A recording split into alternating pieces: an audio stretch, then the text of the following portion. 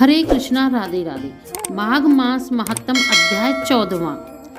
13वें अध्याय में आपने एकादशी व्रत से होने वाले फलों और पुण्यों के बारे में सुना। अब आगे विकुंडल बोला, हे सौम्य, आपने जो धर्म ज्ञान दिया है उसे सुनकर मैं बड़ा प्रसन्न हूँ। जिस प्रकार साधु के वचन पाप को नष्ट करने वाले होते हैं, उसी प्रकार आपके इस उपदेश से मेरे मन का अज्ञान नष्ट हो गया है। जिस तरह चंद्रमा अमृत वर्षा करता है, उसी प्रकार सज्जन उपदेश करते रहते हैं। हे नाथ, अब कृपा करके वह उपाय बताइए जिससे मेरा भाई कुंडल उस घोर नरक से मुक्ति प्राप्त कर सके। भगवान दत्तात्रेय जी बोले, राजन, वह देवदूत बड़ा दयालु था।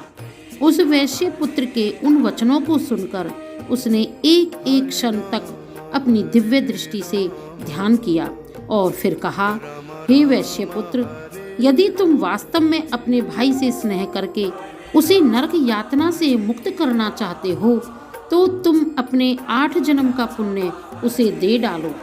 तब विकुंडल ने पूछा, वह पुण्य क्या था? पूरे वृत्तांत को विस्तार से कहो।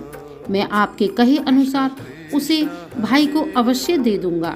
देवदूत बोला, प्राचीन समय में मसूवन में शाल्की ऋषि निवास करते थे। वे ब्रह्मा जी के समान संपन्न थे। उनकी पत्नी रेवती के 9 पुत्र थे, परम तेजस्वी थे। उनमें से 5 ध्रुव, शशि, बुध, तार और ज्योतिषमान अग्निहोत्र करने वाले गृहस्थ थे। शेष 4 निम्हो जीत माए ध्यान, काम और गुणवत्ती विरक्त हुए।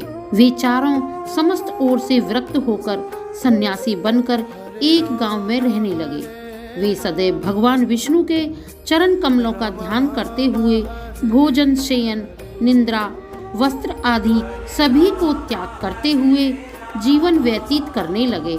उन्होंने सब कर्म त्याग दिए, चराचर का विष्णु में देखते रहते। उस समय तुम मत्स्य देश के रहने वाले गृहस्थ ब्राह्मण थे। विचरण करते हुए वे योगी दोपहर को तुम्हारे घर आ पहुँचे। उनके स्वरूप को जान तुमने उन्हें दंडवत प्रणाम किया और चरण स्पर्श करते हुए मधुर वचनों में कहा, भगवान विष्णु की कृपा से मेरा जीवन सफल हो गया, जो आपके दर्शन प्राप्त हुए। तब तुमने स्नेह के वशीभूत होकर उनके चरण धोए और चरणामृत पान किया। उन सन्यासियों के चरणामृत के प्रभाव से तुम्हारे 7 जन्म के पाप एकदम नष्ट हो गए। वे परमहंस रात्रि को तुम्हारे ही घर विश्राम करते हुए विष्णु चरणों के ध्यान में मग्न रहे। उनके सत्कार से तुमको जो पुण्य प्राप्त हुआ, उनका वर्णन सहस्त्र मुखों से भी नहीं किया जा सकता है। भूतों से प्राणी, प्राणियों से बुद्धिमान, उनसे मनुष्य और मनुष्यों में ब्राह्मण श्रेष्ठ है। ब्राह्मणों में बुद्धिमान, विद्वानों में कृत बुद्धि, उसके क्रियात्मक और उनके ब्रह्मावेका श्रेष्ठ हैं। ब्रह्मावेका तीनों लोकों में श्रेष्ठ हैं। वह सदैव पूजा जाता है। उसके दर्शन मात्र से प्राणी के समस्त पाप नष्ट हो जाते हैं। यही तुम्हारे 8वें जन्म का पुण्य है। इतना सुन विकुंडल ने अपने भाई के लिए अपने उन पुण्यों को दे दिया। उसका भाई नरक से छूटकर उससे आ मिला। वे दोनों दिव्य लोक के सुखों को भोगने लगे। इस इतिहास को पढ़ने और सुनने से सभी पाप नष्ट हो जाते हैं। इसीलिए मनुष्य को अपनी मुक्ति भुक्ति पाने के लिए कोई ना कोई धर्म कर्म करते रहना चाहिए। माघ मास महात्म अध्याय 14वां समाप्त। हरे कृष्णा, राधे राधे।